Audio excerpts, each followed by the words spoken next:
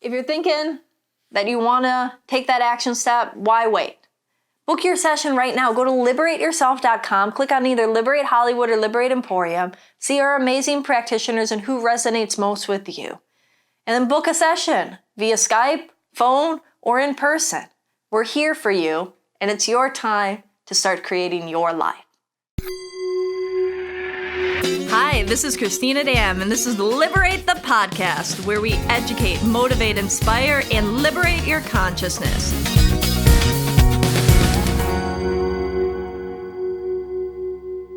Hi, everybody. Welcome. Today, we're going to dive into Paul Jacek. He's been with us for 4 years now, and I know that I've done a couple other episodes in the podcast that you can go back if you fall in love with Paul here and want to know a little bit more about some of the modalities and things that he really specializes in. We're going to touch on that. But we're going to talk today about, kind of just knowing that it's okay, learning who this wonderful magical being is that's right here beside my side. He's an incredible intuitive tarot reader. He's funny individual, a comedian, an actor. You really kind of like say it and he does it, And the stories, the more I learn about him, I learn that he's lived 100 lives in one life. And so I'm really happy to call him a friend and to have him here today. So Paul, thank you for joining us. Thank you, Cristina. Before we're rolling, I just wanted to tell you how proud of you I am. When I strolled into our store on Hillhurst, Liberate Emporium, I'd had lunch across the street. I had some great sweet potato fries. And that's really the deeply spiritual issue of living, really, is your favorite food. However, I had wandered across the street, and when I walked into Emporium that day, there is a definite shift. It suddenly felt very good. And I was like, now, I had read tarot, certainly, for a long time. I used to read at a lovely little place in Boulder, Colorado called Land of Lorien, from The Hobbit. And I kind of sniffed around, and I was like, this feels really good. Maybe I should, and I have clients I've worked with, I thought, maybe I should do it again. Because I was busy doing other show-busy things, and I remember talking to Angelo that day. Sweet Angelo was at the front desk. And I can't even read, the front desk was in a different place then. And a couple 3 days later, we talked, and then I came in and read for you. And from that day to this day, I can't even imagine, I'm in my 4th year, it has just really blown by. But the growth, I remember we were standing in the hallway and you go, I think I'm going to open a second store. I'm like, I'll tell you this, it'll be the first. We might be opening 2 more locations. One on 2nd Street. I'll know next week if we sign the lease, but it'll be 2nd Street in Santa Monica. Oh my goodness. And one in Las Vegas. Las Vegas, glamorous. There you go. Well, and Las Vegas needs a little metaphysical goodness. Yeah. And I think of all the people that will be looking for luck and good luck charms. No, but when you were thinking of it, so there's this sign that's in the hallway, and I remember telling you, and my friend had made me a painting, and she put all of these different sub-cities of Los Angeles and the surrounding areas on it, and so I would have never in a million years at any point said I was going to open a space in Hollywood. Never in a million years would I say that I was going to open a space in Santa Monica. Never, it's interesting, but these were the titles of the cities on the sign in the hallway. Right. So anyways, it's still there. So I'm So I was doing a couple of other jobs, and more because of the wonderful people that were attracted to Liberate, then I began to have quite a few clients. And here we are 4 years later, and I have a wonderful substantial base. I've gotten to teach classes. I've gotten to participate in a lot of things. I think what's important, and I always ask a lot of my clients, is let's talk about your sacred. Because really, years ago, somebody said to me, there's going to be a point in your life where the real becomes unreal, and the unreal becomes real. And that sounds like psychobabble, but I used to be such a news hound. I would wake up in the morning, go right to talk radio, because I want to know what's going on. Partially as a writer, I do like to know what's current. Yeah. But I was a little hyper crazy about being in the middle of it. And this whole world, although I was interested in tarot and I had a spirituality, sort of. But as we flip it around, especially in 2019 and our political atmosphere here is so unreal. Yeah. And here in the land of magic and miracles and recovery and healing, this is the real world. This is what people are looking for. So when I talk to people about their sacred, people kind of look, well, what do you mean? Well, it's a pretty pointed question. And frequently people will go, well, I'm not really about church. That isn't what I asked. What's sacred? And it's, I think the human soul is so hungry for the sacred. I think at least at the beginning of the conversation, what is it that's sacred for you? Because that's how we're going to get out of this. If you were to put me in a box, I'm sort of a Buddhist, Episcopal, Jewish Wiccan. That way I get all the holidays off. But the more that I work, and especially working with all these amazing practitioners, about essential oils, but it's also the belief, because if you're not working with that belief, then this is just gravel. Yeah. Then it's just oil. But I think the tools that bring us to these amazing moments, I just love watching people unfold. I'm sure you love see that. it. Yeah. That distinction, it just made me pop like popcorn, right? Mm-hmm. Like without belief, it's just gravel or it's just oil. Mm-hmm. That's, it's so true. Because it's adding that intention or that belief into something that gives it value, that holds that power, that energy, that, And yet what I like is it may have been gravel, now it takes on some significance. So, everyone may carry their lucky rock or a lucky coin. And since the belief has started that, when you then return to it, it has indeed changed because you have. And so this marvelous selenite, which cleanses everything, does carry the power that's been granted to you. But I also like to double back that you were as powerful as it. Yeah, because you were the one that's... You're the one that imbued it with it. Phenomenal. Isn't it a kick? I love that. And this idea of being okay. And that kind of like, if for those that are listening, that even if you take that kind of reminds me of like a quantum physics thing. Where they study the particles, and that the moment that they actually observe the particles, they change how they operate and how they move.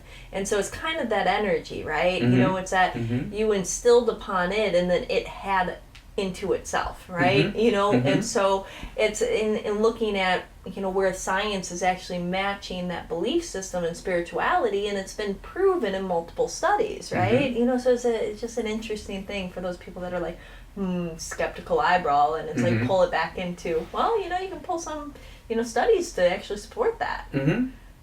Well, and frequently I don't have to prove anything to anybody. Yeah. I it's just offered. But sometimes people will ask me questions like, I was at a dinner party and this person goes, so you believe in the devil? I said, have you read the paper? She goes, what do you mean? I said, if you're looking for a devil, I actually don't believe that there is a benevolent energy that then created an equal opponent. That just doesn't make sense. I'm like, that really doesn't hold water. But evil exists because it can be man-made. So, in fact, if there's a devil, because she said, well, I understand you do tarot, isn't that the devil's work? I said, do you play the stock market? She said, I beg your pardon? I said, same thing. So if you're, the question is, why are you asking? Do you need some help? Yeah. Because I also think, especially as we run along this journey, that there's no accidents. The people that you run into or the people that you meet, it is not by accident. Even the people on the subway, or I fly a lot, and the people in the plane, I look around and go, wow, all of these people agreed to be here at the same time. It then helps me when I frequently check in with my chakras, our energy bases, and it checks in with the first chakras all as one. That if there's no accident, all of us have agreed, even if we're just walking by each other, even Shakespeare said all the world's a stage. So on any given day, isn't it interesting to see who your co-stars are, or who are the background, or who... Yeah. Isn't that a kick? Yeah, I love doing that as like metaphors and hypnosis is like, like your everybody in your life are just these components, actors, supporting cast, roles, and you're the actor and the director, but you're also writing it too. And we forget about that, right?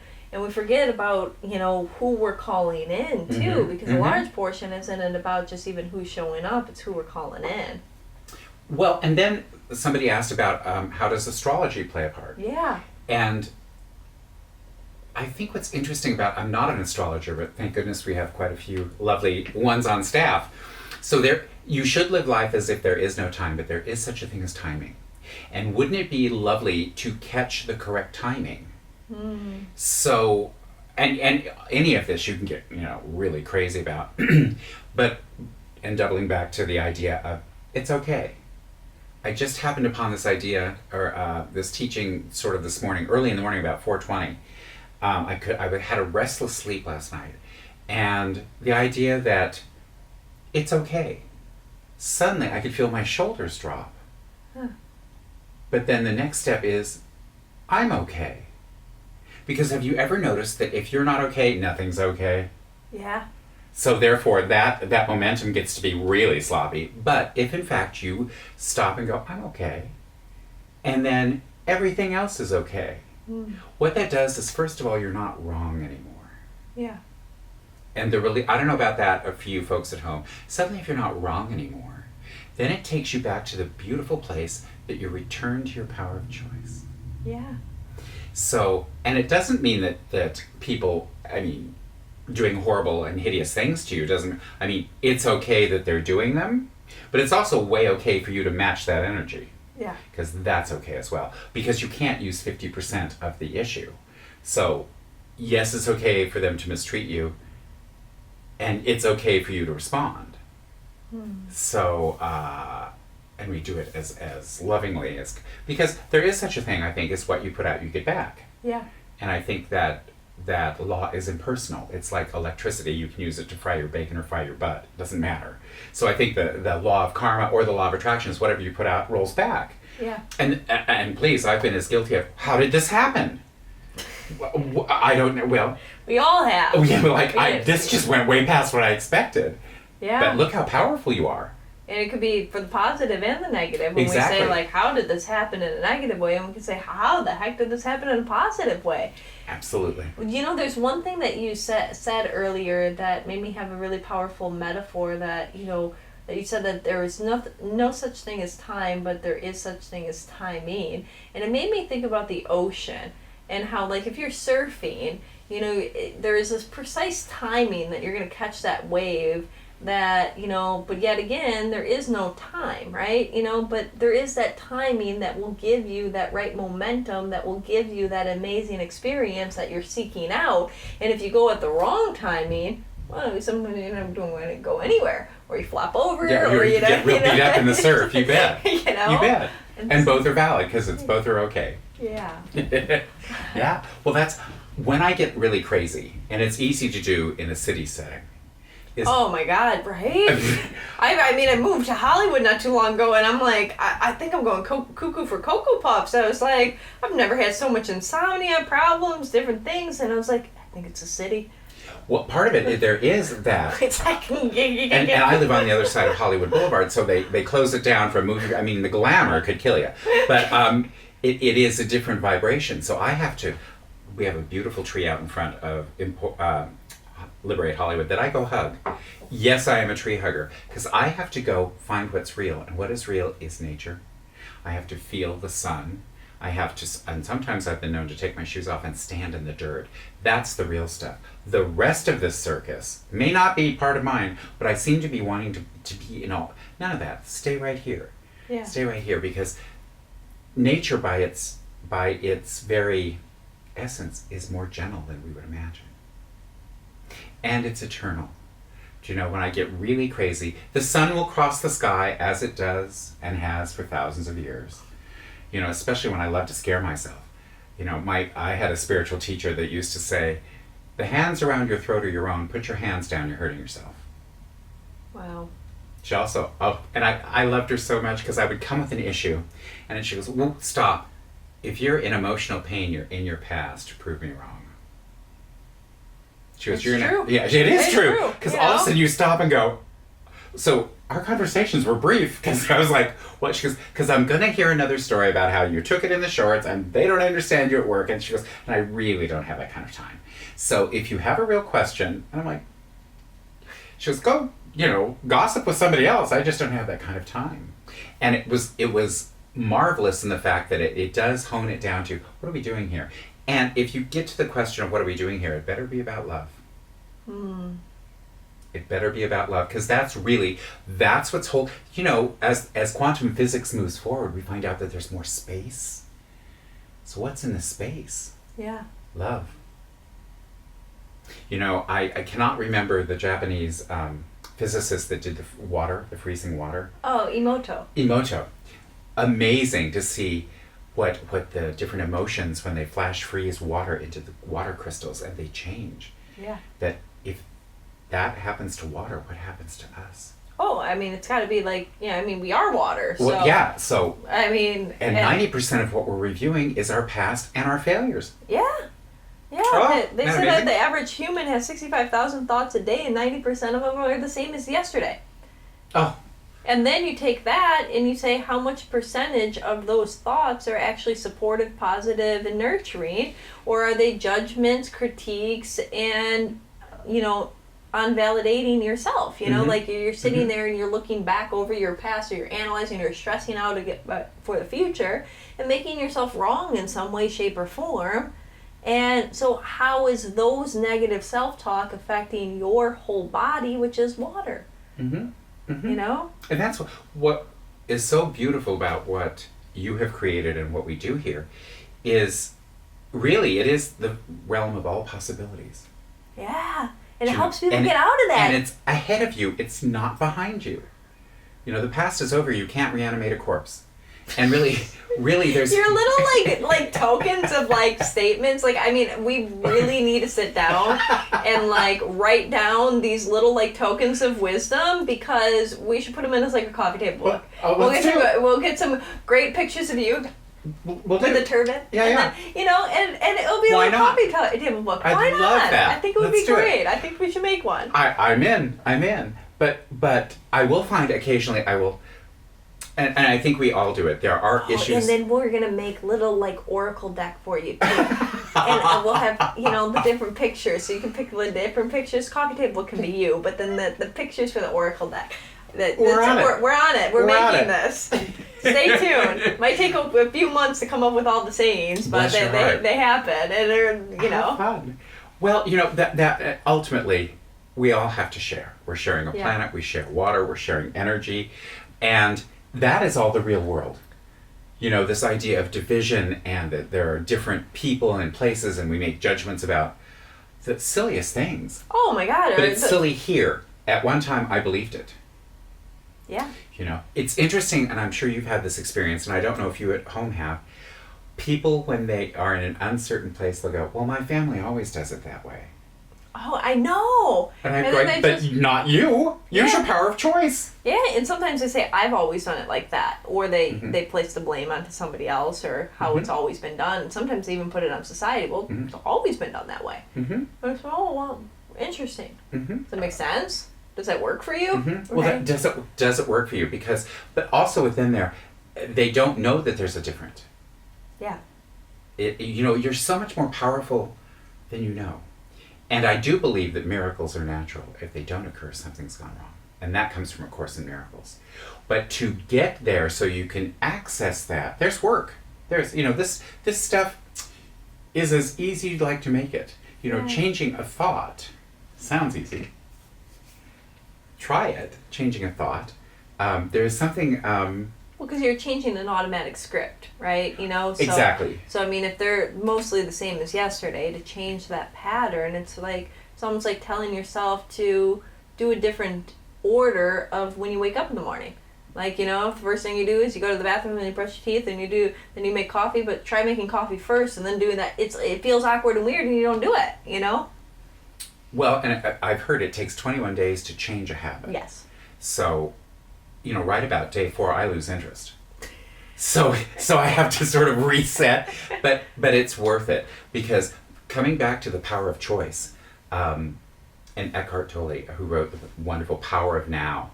And this same spiritual teacher of mine used to have a beautiful watch, and I would look at it, and I could see that around the face were pave diamonds, but I couldn't. I thought. So one day I said, that's really quite a remarkable watch.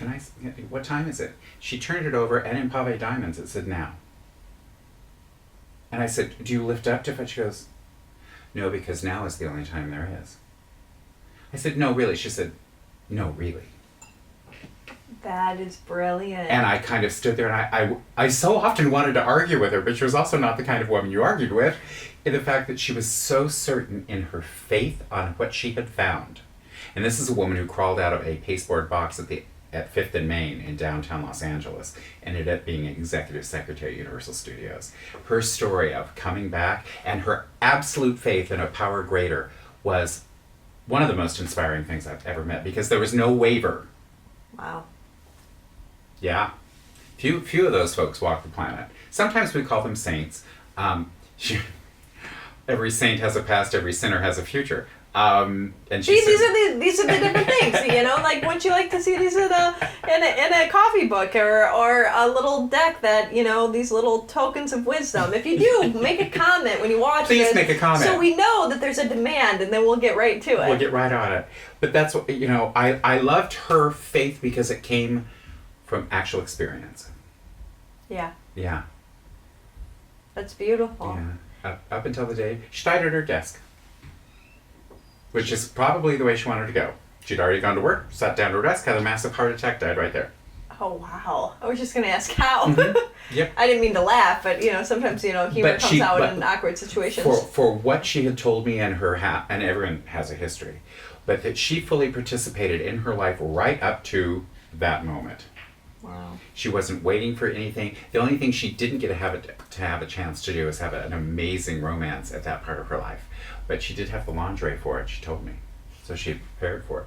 Amazing. That's beautiful. Mm-hmm.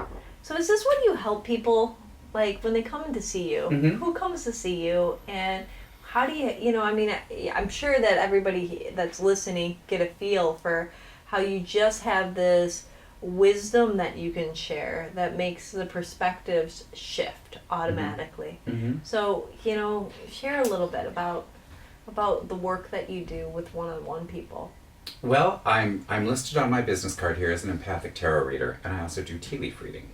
But it's interesting, I have people sign my guest book, and I will ask you your name, your birth date, doesn't have to be the year, and knowing your sun sign helps me sort of tune into what's happening. Mm.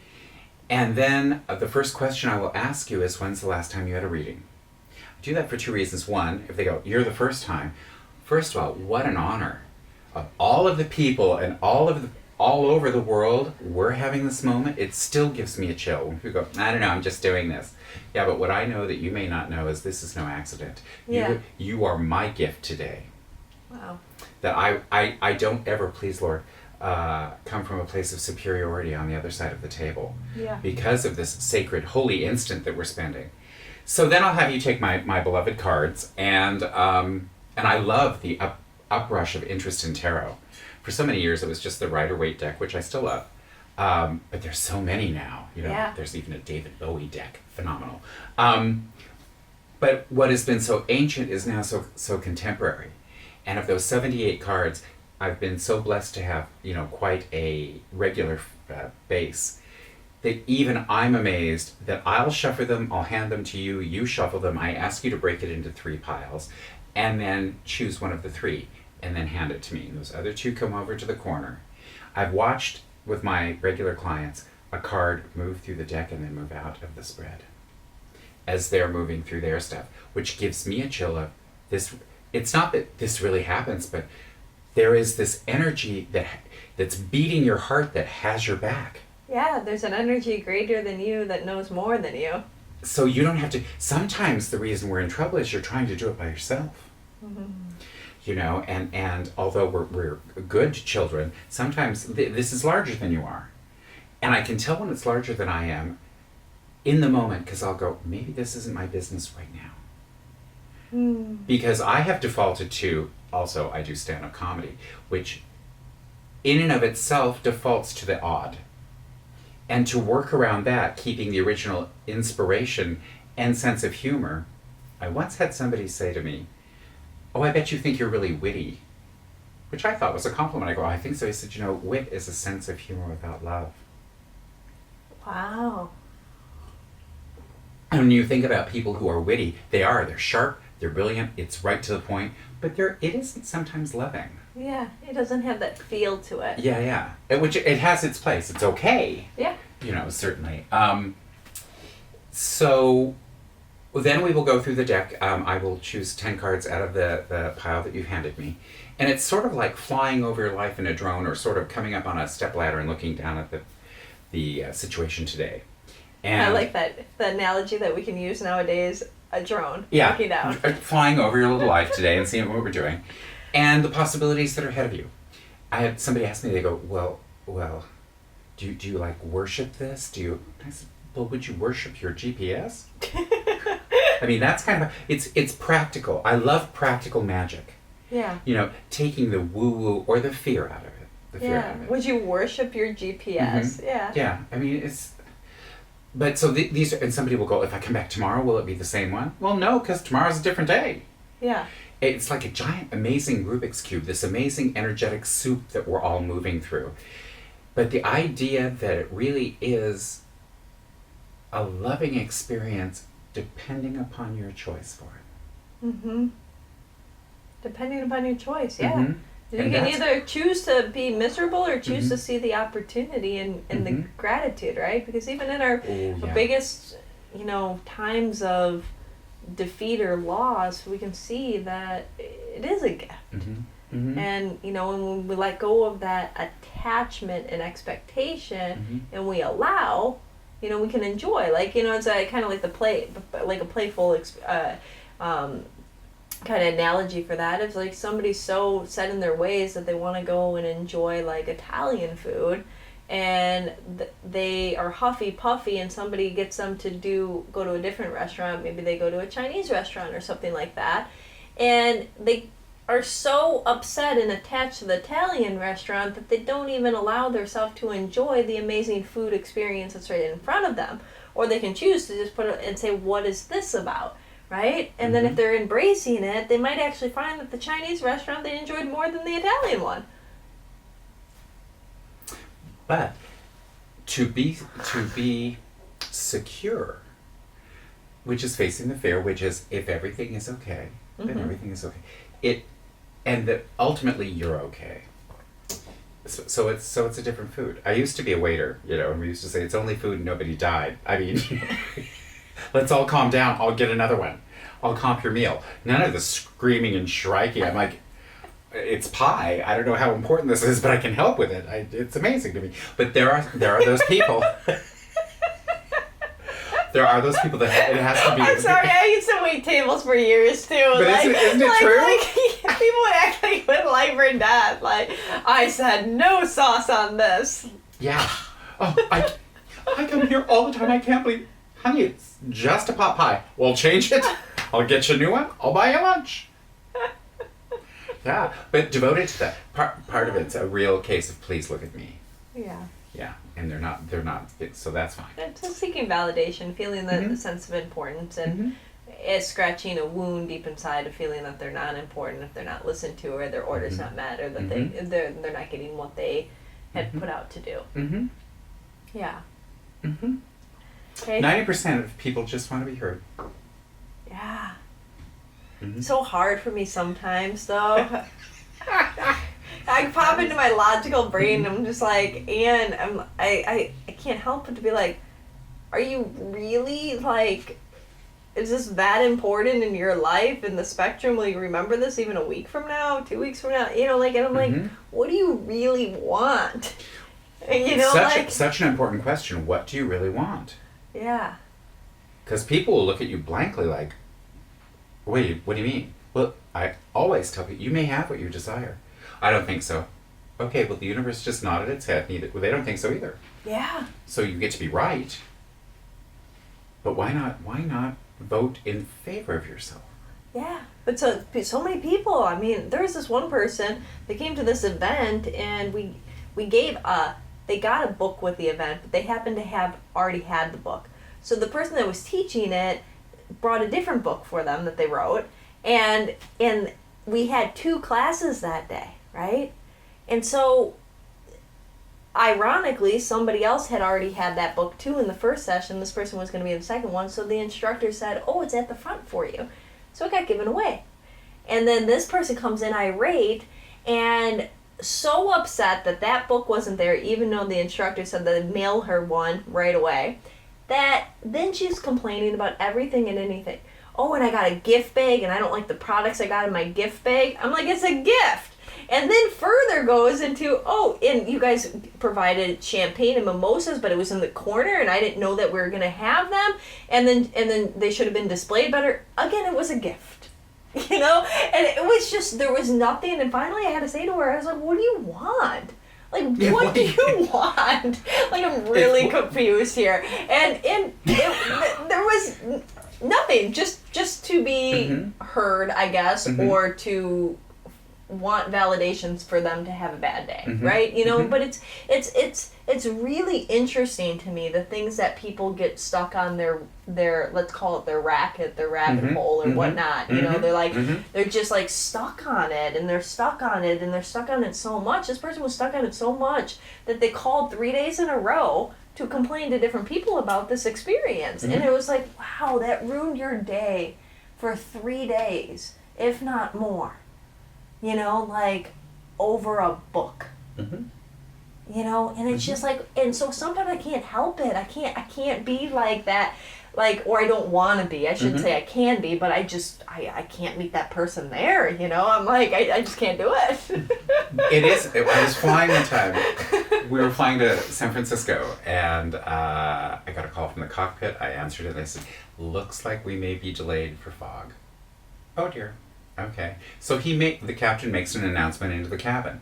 Ladies and gentlemen, it appears that San Francisco is socked in with a little fog. We're going to be in a holding pattern. There's a good chance it could dissipate for us, and there could be a hole in the clouds, and we'll go ahead and we'll keep you updated. Ding! I go walking over to this woman. She goes, I'm so upset. I said, you are? She said, yes. When I fly United Airlines, this never happens. I said, my goodness. She said, so I'm very disappointed in you. I said, me? She said, well, with this airline. I've never been treated like this. I said, my goodness. I can't. She said, can I speak to somebody in charge? I said, just a moment. I walked 3 rows back. I walked back up. I said, how can I help you? She said, I'm looking for the I said, I'm the in-flight supervisor for this flight. You're in luck. She goes, I don't think this is funny. I said, neither do I. She said, I don't understand this delay. I said, what part confuses you? Actually, I don't know if you know, San Francisco's kind of famous for fog. I don't know if you know. It happens. And there's a chance that we will be diverted to Pocatello, Idaho this evening. She goes, absolutely not. I said, would you like to get off? She looked at me and I said, really, honey? In this moment, which I'm kind of enjoying, we are 6 miles above the ground going over 600 miles an hour. So the idea that we may be delayed, I understand is inconvenient. She goes, well, it never happens with United. And I said, on behalf of my airline, we would encourage you to fly United.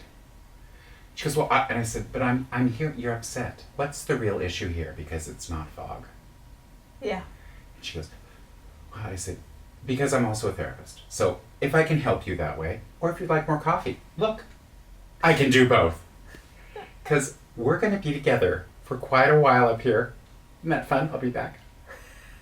What did she say to that? She sat and stared out the window. She was silent the rest. And I wasn't trying to be snotty, and I wasn't trying to be... No, but I mean, like, people need to, like, there's a point where, like, you know, the customer or the patron is not always right. And well, no, like, they're always the customer. Yes. The customer's always the customer, but they're not automatically right. Yeah. She was just afraid. She was, whatever her schedule was, this was not happening. But I mean, like, you know, it's at a certain point, it's like, you know, yes, there's the looking away or there's just that, but then there's also the, like, am I there to help this person learn a lesson in some way? Because this is just ridiculous. Like, that story is ridiculous. Like, this never happens with United. The weather is not the United's control. You know, like, it's fog. Exactly. But whatever the agitation was, this is where she could vent it. Yeah, no. And I even would tell crew members I was training, I said, people will, our guests, our patrons of the airline will not actually see you. And we kind of do that on purpose. We even, all of us dress alike. We're not really looking for individuality here. We are looking for you to be pleasant, and we're here for safety and all of that. But when people get a little, traveling is stressful. They're not going to see you. They just see your uniform. Yeah. So you need to be aware of that. That some of this, and that was before 9/11. And so I flew recently, and bless them. It was a tough job when I did it, but I did it before 9/11. And now it's just, bless them. It's difficult. So you know what? That's the other thing I tell everybody, and I have to remind myself, give the person in front of you a break. Yeah. You know, everyone's carrying something. Everyone's walking through some sort of grief. So even if you can't at least be kind, at least be quiet. Another one, I can't. Just in this podcast. Yeah. Little daily words of wisdom. I literally see them. I see them as little square card decks with like some cute pictures on them. And it's if you can't be kind, just be quiet. Just be quiet. Exactly. Be like, what should I do today? Yeah. Okay, I'll shut up. Yeah. Sometimes, you know, morning meditation, I think, is so helpful. I tell all of my clients, and usually Spirit is right behind me, about if we don't check in with this in the morning, you know, you have this celestial choir, this celestial cavalry that's ready to help you, but they're so polite they don't intrude unless asked. So here's my 3-minute meditation that I've done for well over 30 years. I used to kneel down next to my bed, but now I'll be 61 next month, so I sit on the edge of my bed and I say the date. Today is June 28th, the year 2019. This is the only day I have. The past is over. You can't reanimate a corpse. Tomorrow's none of my business. So once again, the sun will cross the sky as it's done for millions of years. Dear Apollo, as he runs in his chariot and sees all, that's been going on. And whatever situation today, missiles have not been launched, blood is not running in the streets. Let's, not catastrophize the day, because there's going to be so many amazing things that happen within this day. There will be food, there will be traffic, there will be people. And because of the nature of what I do, I always say reporting for duty. Aww. And sometimes, right after that, my phone will begin. Beautiful. I'm very, very honored. And then right behind that, I say, I'm only here to represent He who sent me. And then I say a few prayers for those sweet people that I will see during the day. And in gratitude, I play a little game as I walk to the bathroom. It's my thank you walk. Thank you, thank you, thank you, until I get to the bathroom. And then we're off into the day. And then at night, I will sit in the very same spot. And I'm very thankful for the day. I will mention a few of the marvelous things that happened. And then I go, oh, and by the way, I'm off duty. Oh, adorable. And I then go to sleep. I've been listening to some wonderful guided meditations into sleep and hypnosis sleep that have been really helpful, because maybe many of you as well, is I will get all comfortable and lay down and the circus starts. Yeah. I'm like, whoa, where was all of that energy during the day and now you want to scare me? No, yeah. No. Uncle Mommy doesn't like that, so all of you just move right on out, and we think beautiful thoughts. And there's this, our friend YouTube has some lovely things on. I'm actually, because we should talk about doing sleeping meditation. We should. And maybe you can lead some, and we'll put some music to the background. Be something that we'll add, because I think that they're really helpful. I mean, you have a recording studio here. And we'll do some hypnosis meditations too. Perfect. I can lead those. You can lead some meditation ones. We'll definitely add those too. We have 3 different new items that we're producing as a result of this podcast today, and many more to come. But no, I think that's, I don't know about you, but it's been this thing recently, I'd say in the last year or so, that I've been battled with this insomnia for like the first time ever in my life. And it's like, but sometimes it's really bad. So I search around on YouTube too, and I find these, whether it's 528 hertz playing, whether it's these guided hypnosis, these meditations, do anything to still that mind drift away, right? And sometimes it's not even like my mind's thinking, it's just I can't fall asleep too. So wherever that is for you. Paul and I will make some. You'll sleep better. Hopefully we'll sleep better. We'll listen to our own things. Indeed. And it's so important. When I think about, I was at one time a Manny. I took care of children. And taking it outside of self, I'm a wonderful personal assistant. I'm a wonderful Manny, but in my own backyard, not so much. And when we work with self-care, I'm phenomenally amazed at how much better I feel. And here's the deal. I don't know if you know. It's not that I don't know it. It's coming down through the chakra system to as I say, put wheels on it. Yeah. Just this. I've been playing with this idea, and I've done it for years, of making my bed in the morning. Now, I live alone. Does anyone care? My dog doesn't care. Nobody cares. Yeah. I do. There's something about walking into my bedroom and seeing my bed made that changes my life. Yeah, no, I did that too. Recently, I've been making my bed every day. I know people are like, okay, with these people, they don't It's make their bed. one of the most spiritual things I do all day. Yeah, no, but there's an audio book that I saw this title. I'm a big fan of audiobooks. I haven't listened to it yet, but it said "Make Your Bed in the Morning" or something like that. It's like the title. It's like a self-help book or whatever. But it's like my head, and it was like, because then I walk in and my room's put together and I feel more together, and I can let go. Interesting. Well, and when I was taking care of children, there are sort of segments to the day, and once again, Apollo in his run across the sky, we get almost the same 24 hours a day. But adults do this a lot. We get so wrapped up, as opposed to having a bit of a ritual for the day. When I was working in corporate America and an assistant, 4 o'clock was tea time. And instead of tea, because I was riding herd over 30 editors, I made 2 huge bowls of popcorn at my desk. So everyone would smell it, they would come out, and for a few minutes, stop, have a few handfuls. They might not have eaten, not that that's the best thing, but for a few seconds, for like 5 minutes, we all got to calm down. And then some of them had to work until 11 in the evening, some had been there since 6 in the morning, but at 4 o'clock, for 5 to 10 minutes at my desk, it's all calm. I love that. So tea time is, even to this day, at 4 o'clock, I will down and go, oh, you know what? Let's just have a little something to drink. It's a little pause. It's important. You're so cute, Paul. Oh, start. So where can people find you? Well, you can find me here at Liberate Hollywood and liberateemporium.com. If you'd like to book a reading, I would love to come and meet with you. So you can find me there. I'm all over Facebook. You can find me there, Paul Jacek, Jacek. So I'm going to tell a little personal story because it's so cute. My father, whom I'm named for, his father died when he was 7. Okay.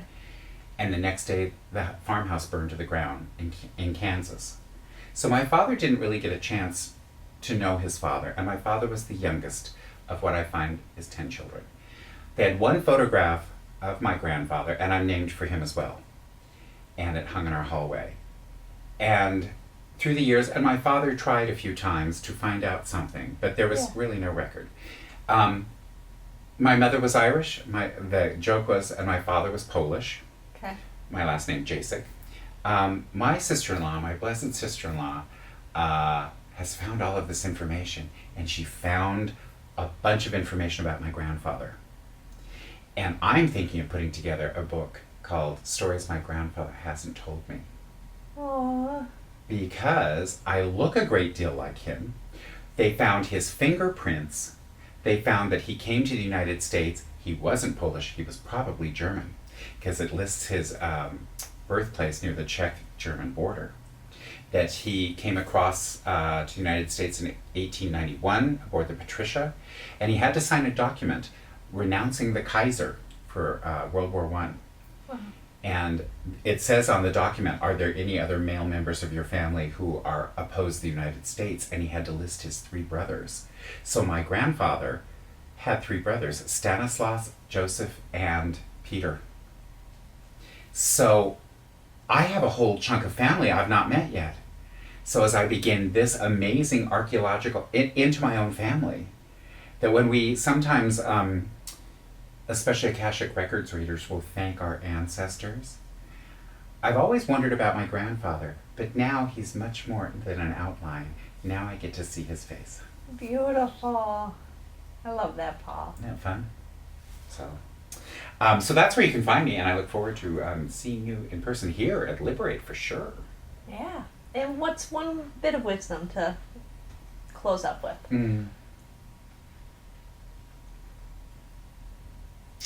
I think this idea of you're okay. I know a lot of people are carrying huge burdens. And if you're okay, then it's going to be okay. If you're not feeling okay, grab a hold of somebody and go, I'm not okay. Because they'll remind you that you're okay. Because if you'll notice, we don't each have our own planet. We're all here, kind of like, that sounds like the Little Prince. He has his own little moon. But we're all in this together. So what I always say is go find the love. Go find the love. And because you know what? It really, really will work out the way you want it to. It's true. I love that. Thank you. Thank you for having me. And go in and listen to the other podcasts that I did with Paul are not video, so you don't get to see him and our interactions and everything like that, but it's a very good audio content that you can listen to and learn more specifically about tarot and specifically about tea leaf readings. And so, there's 2 different episodes. I forget where they are in there, but they're definitely on there, so find them. And, till next time, thank you. Thank you.